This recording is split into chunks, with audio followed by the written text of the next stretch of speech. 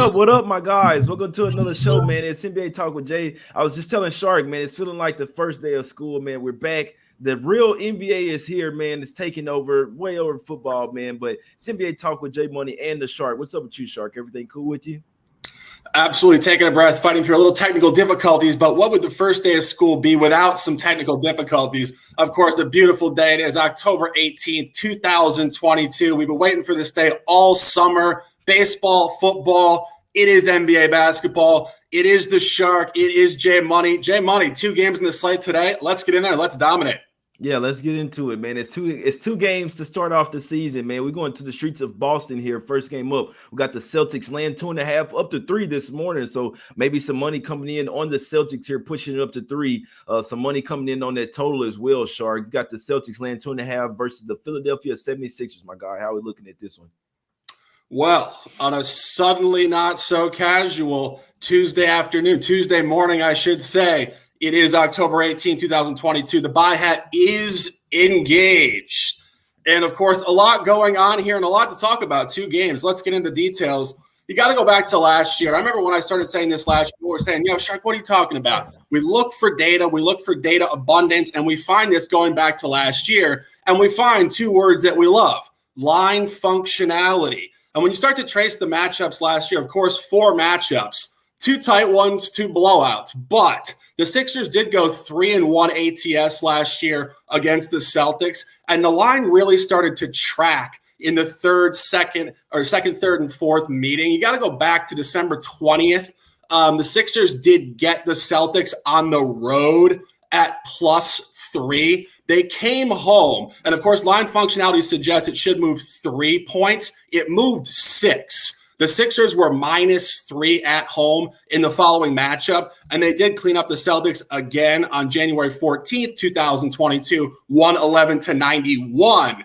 Then the key point here, in the same gym in Philadelphia, final matchup of the year in the regular season, February 15th, it flipped from a Philadelphia -3 at home and a cover all the way over to Boston, favored on the road, -2. And Boston absolutely obliterated them, 135-87.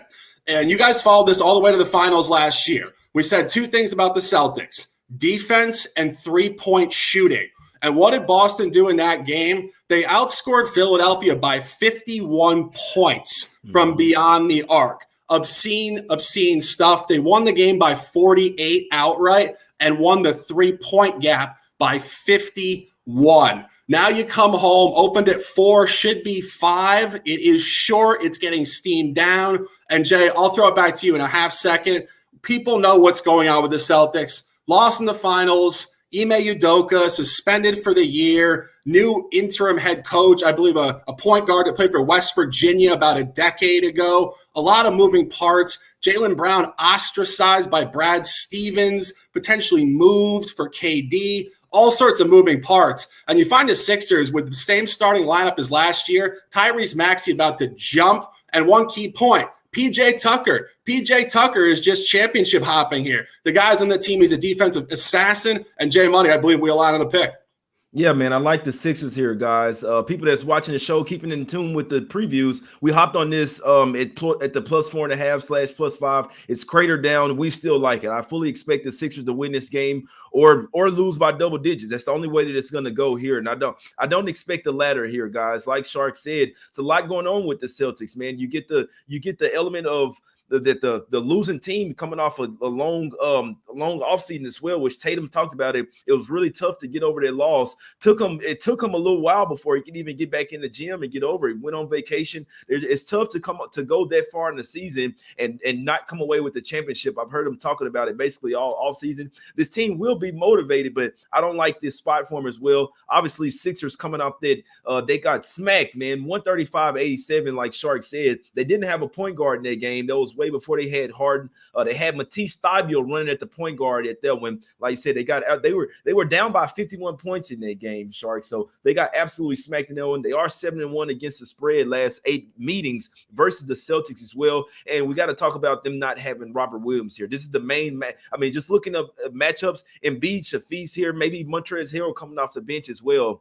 the Celtics defense without Williams is night and day with difference when they have him out there, guys. So expecting some easy buckets and rebounding as well. I know people don't pay too much attention to preseason, Shark, but the Celtics got killed in rebounding in those preseason games. Also, when they faced a tough defensive team like the Raptors, they didn't look so well. So Celtics offensive type of team, but the Sixers are now defensive minded, guys, and they also bolstered their bench as well. Added D'Anthony Melton over there. Still got Milton, Thibault, Niang, Korkmaz coming off the bench as well, man. And added guys like PJ Tucker as well. So I think the Sixers team want this one bad.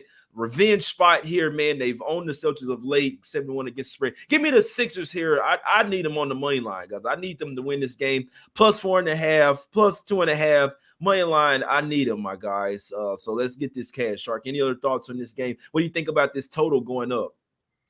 Yeah, no, I was going to actually make a comment on the total, and I think this is important stuff. When you go back to those 4 matchups last year, when you look at this total, it was 214.5 going back a day. I believe it's 216 now. But key point here, the 3 matchups last year the Sixers did cover were all under 215 points. So when the Sixers cover games against the Sixers play great defense, as you just suggested, of course, will be added on to by PJ Tucker, who's basically a defensive special at this point in his career. But the one major over was 135.87. And as I said before, it was just carried by the Celtics hitting an absolutely filthy 3-point cluster that game. I believe they shot 56% from the field, over 50+ 3-pointers in that game. And I mean, Jay, you remember last year, like we would say this with the Celtics, before they really got their act together going to the finals, they were just shooting 30 to 40 to 50 threes a game, and they would blow you out or they would get essentially demolished. It was just insane variance.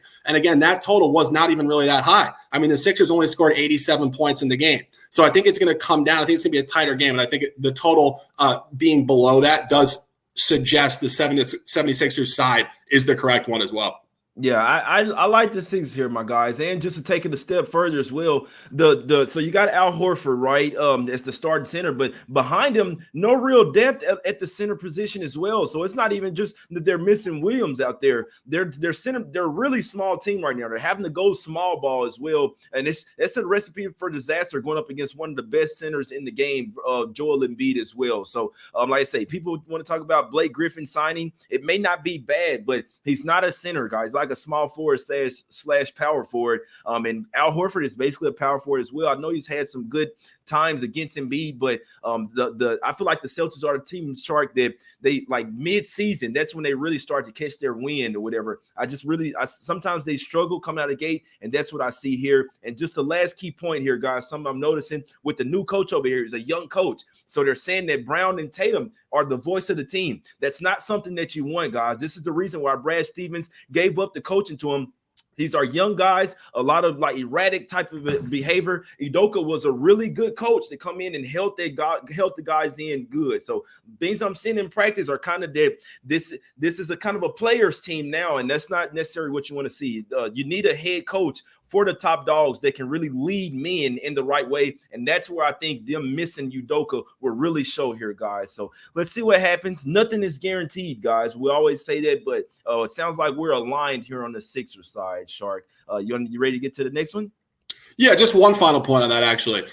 You made that's a great comment without, real voice in the locker room. I mean, I was just looking up this guy this morning. I believe his name is Joe Mazzulla. Mm-hmm. I remember him actually playing point for Bob Huggins down there in Morgantown. And I was looking at it. I was like, I remember this kid's face. And, I didn't realize he was obviously put in here as the interim coach. But, you said it, and it's absolutely sharp stuff. I mean, we were trying to figure out what was going on with this team until midseason last year. They were very lackluster. And then all of a sudden, Ime Udoka got his system, which, of course, is basically a Popovich system, integrated into their mind. But now, I mean, again, coming off a finals loss, I mean, of course, we're going to talk about the Warriors next. But I think coming off a loss is almost less motivated to back up quick because you got there, you didn't win. Now, how fired up are you to really juice it up early season? I mean, if you win, you come back, you get the ring ceremony, you get some energy. You lose the finals, you come back. That could even be more of a hangover effect, I think. Mm-hmm. Yeah, no, that's facts right there. I really think this is something I'll keep going. I'll keep an eye on, guys. The Joe Mazzulla thing, how he's coaching the team, because I really think Udoka found something and how to preach to these guys, how to get them going. And maybe Joe Mazzulla doesn't have that, guys. So maybe it's something bigger than this first game. But as of right now, I'm following the Celtics situation really closely. I'm listening to what they're doing in practice during the interviews, and it just seems like they're kind of reverting back to the childish type of team, guys. So let's see what happens here. Last thing I want to say, they brought in Malcolm Brogdon. He should be the starting point guard. This is also where they could be missing Udoka.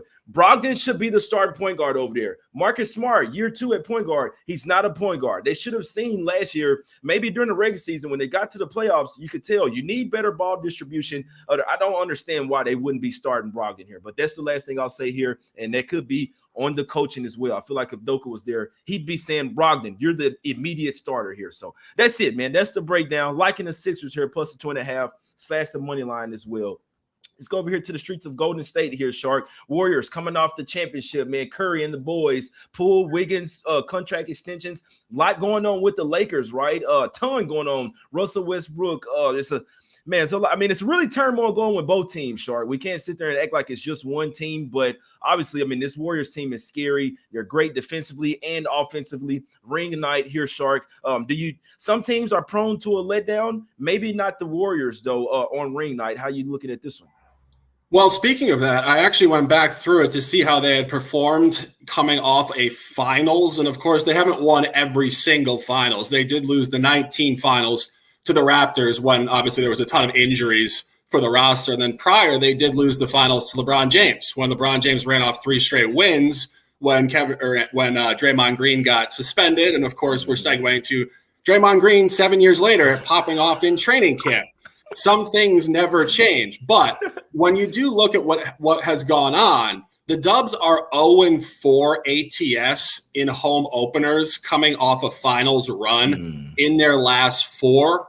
3 of those were with Kevin Durant, which I think is very specific to just the way that team flowed together. Obviously, just insanely top heavy and a lot of personalities to go with it. The last one was off of that loss to the Raptors. But of course, that was the season where Durant moved on. He was also injured, didn't play that year. Klay Thompson was hurt. It was Steph Curry and a bunch of very young role player style guys. The team ended up going 15-50 that season, I believe, or something like that. And they got absolutely demolished by the Clippers in the opener. But nonetheless, they are 0-4 ATS in their last 4 openers coming off a finals appearance the previous year. Interesting stuff, however, the only time they have covered a home opener off of a finals run the previous year, it was going back to October 27th, 2015.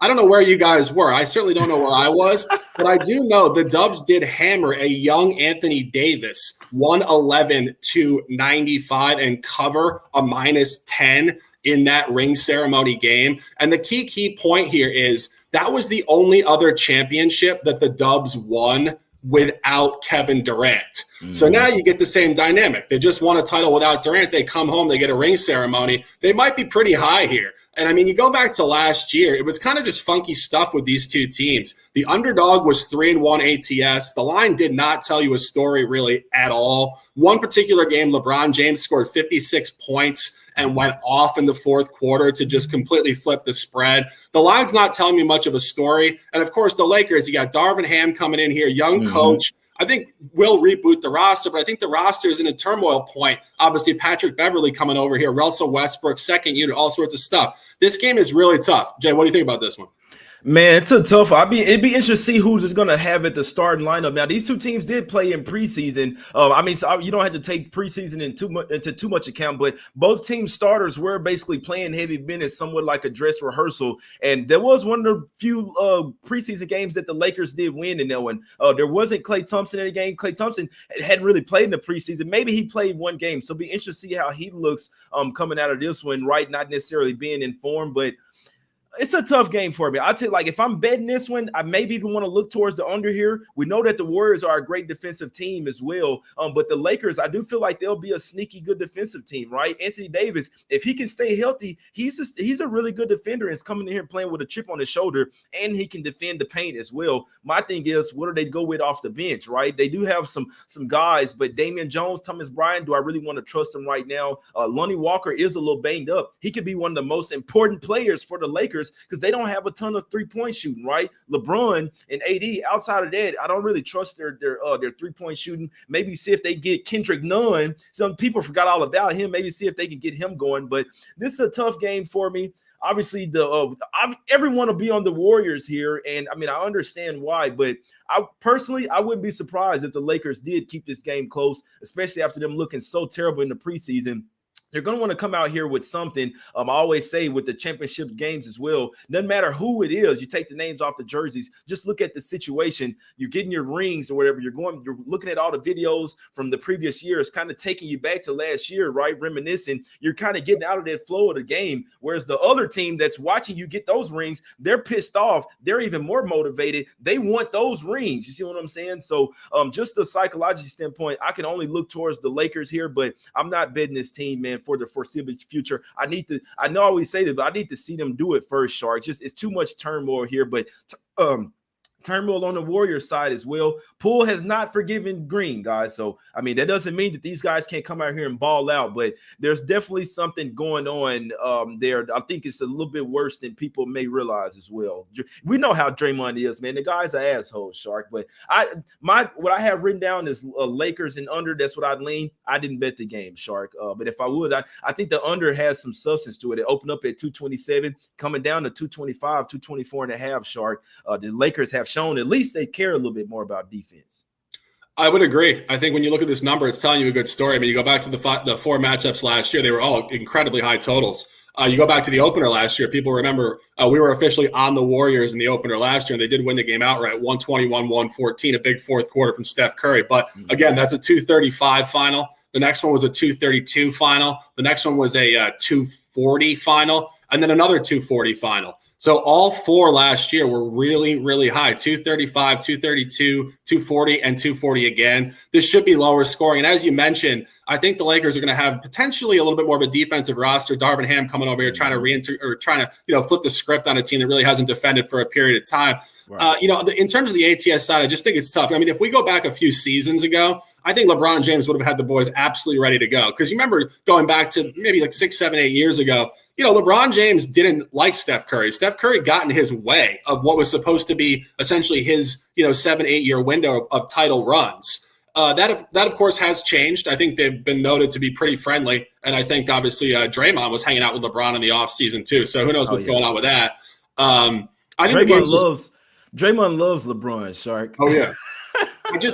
Truthfully, I just think that this game is going to be tough. And, as we go forward this season, of course, 8 months, day one, we're so blessed to be here. But, we will discuss one thing, and I've said this numerous times in past seasons as well. When you see a line around 6, it's a 3-bucket spread. Those 3-bucket spreads are some of the sharpest in the sport. When you see a 6, just generally speaking, you don't want to be on it. The only time you're going to be on that is if it's a line functionality spot where the previous was like a 2 and it comes up to a 6, and that indicates a blowout. But just a stock 6 game one between, 2 ex-championship style rosters, this is really a gamble spot. I think the under is the best look, but I'm definitely not official on that. Yeah, that's a good point, Shar. That's exactly where I'm at. Under nothing, and I think the market agrees with it as well. When I saw it 227, I feel like that's a tad too high. And the next thing you know, it's hitting down 225, and money steady coming on at 224 and a half for some of the sharper books, guys. So, but yeah, as far as the side, like I say, it's tough for me. I wouldn't be surprised if the Lakers did cover, but do I want to take them with all this Westbrook bullshit going on? No, I do not. And also without them possibly one of their most important players, Lonnie Walker, which I don't think a lot of people know. 2-0. They'll look at LeBron James and Anthony Davis. Guys, they're going to do what they do. It's on the rest of the team, because what it's been is AD and LeBron carrying them and the rest of the team being ass. If they can get production from guys like Kendrick Nunn, Juan Toscano Anderson, who's going up against his old team as well, Lonnie Walker, I know he's a little banged up, but they need him to hit threes and to draw fouls and get to the basket, guys. So those are guys to look out for. Obviously, when you have guys like Patrick Beverley, he's a defensive-minded guy. Just having guys like him on the team makes everyone else play better defense as well. So he may not be good offensively, but he will make sure that team is scrappy defensively. That's the only way I could look at this one, Shark. Anything else on this one, bro? 2 games. We talked about it, 20 minutes, my brother. Obviously, tomorrow it's gonna be a huge slate, Wednesday night slate. But Shark, anything else on this Lakers Warriors, my brother? No, that's it for that one. I think we pretty much covered it. 20 fast minutes. The best possible info we have available here. I like it. Did you look at the card for tomorrow? Any early looks, or you want to make them wait for tomorrow? I looked at it for a half second. I'll pull it up for a second. Just I looked at it for a half second. I got my guy here says, "Are you in the washing machine?" I'm not in the washing machine. We had some technical difficulties. Actually, my desktop didn't work, so I'm actually doing a little arm workout here, holding the computer. We're grinding here, baby. Interrogation. You're in the interrogation room. Oh yeah. We're still getting set up in this new studio over here. Looking at tomorrow, there's a couple that really stood out to me. I thought Sacramento was a strong line, laying points to the Blazers. Sacramento obviously should theoretically have a lot of upward movement coming early season. I thought fading potentially the Wolves, laying 11, just could be, the growing pains of a new unit with obviously Gobert coming over there. I did think there was a couple noteworthy lines when you cross with the totals, the futures totals.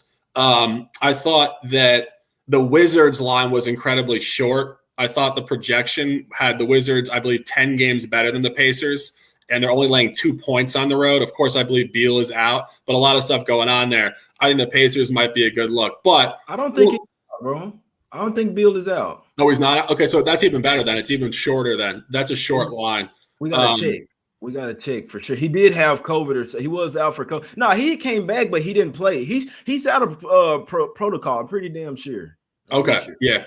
And I was just looking because obviously early season we are incredibly data deficient, so we have to cross-reference with last year, with the playoffs, and I do like to look at the futures totals to see where teams are projected. And then when you look at where the projections are long-term, then you look at the night one line. If you see a team that's supposed to be 10 games better over the course of 82, but they're laying 2, that's actually a discrepancy point, and it would be a lean to the Pacers based on just that cross-reference. But again, it's fairly loose stuff. It's night one.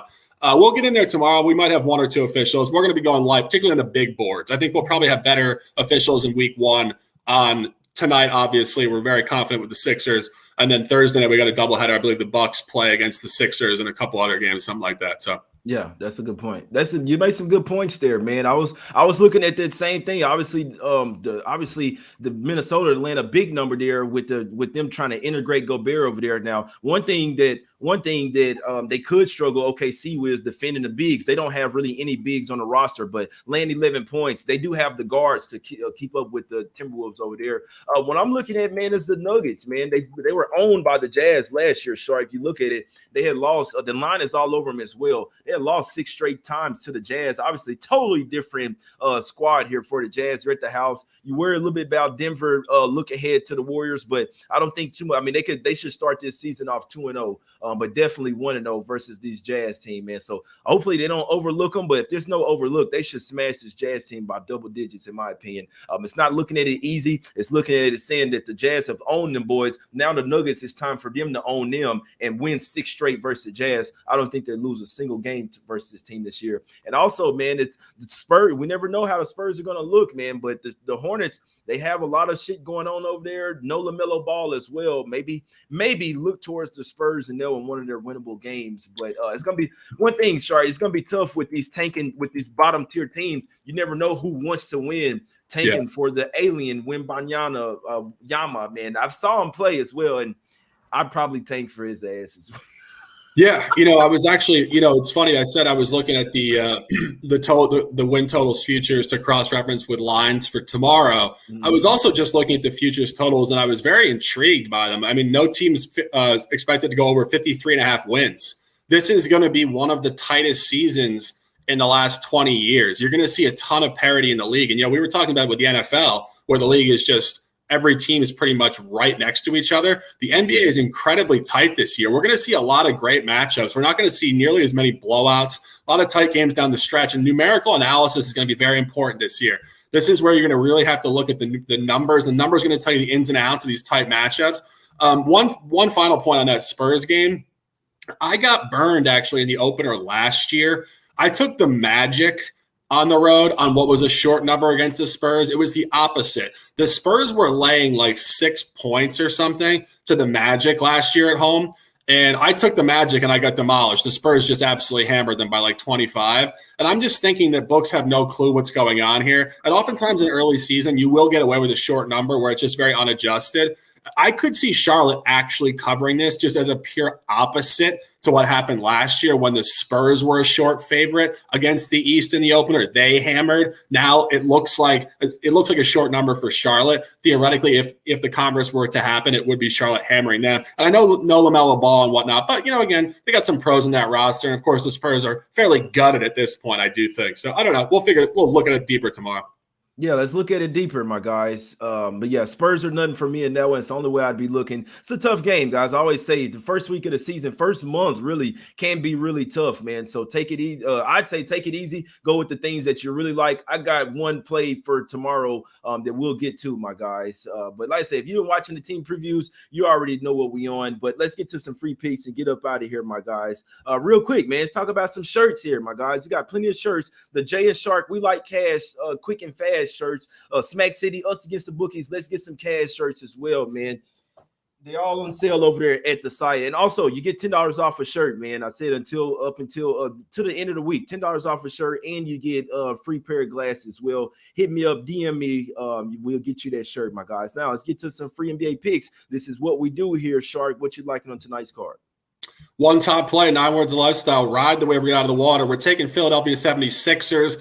I'm at 2.5. I saw somebody in the chat say it's over 3 now. I haven't seen that in the last 20 minutes. 1 unit on 2.5, of course, fully discussed. Short line, Celtics in disarray, different coach.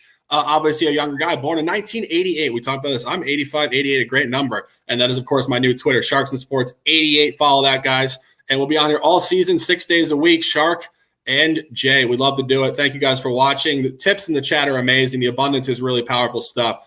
And Jay Money, obviously alignment. Just a blessing to be here with you guys. And we'll be on here tomorrow, I believe, at the same time. Jay Money, close them out and let's dominate.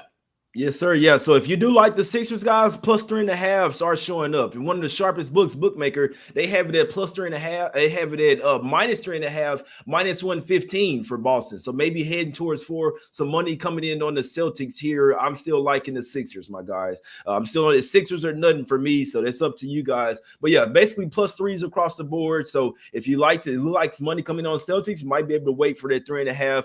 I don't think it'll matter. I think either Sixers win the game straight up or they lose by double digits. So me personally, I like Sixers on the money line. I don't see it being a close game either way. One of these teams going to get hot defensively. One team's going to stifle the other defensively.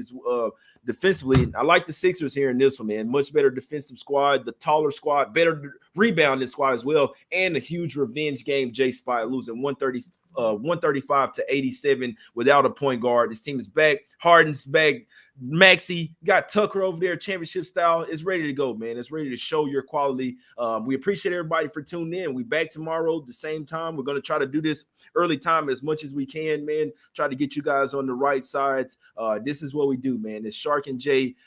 NBA Talk with Jay Money. It's us against the bookies. Let's get some cash. We will win, my guys. We're out. Until next time, it's cash.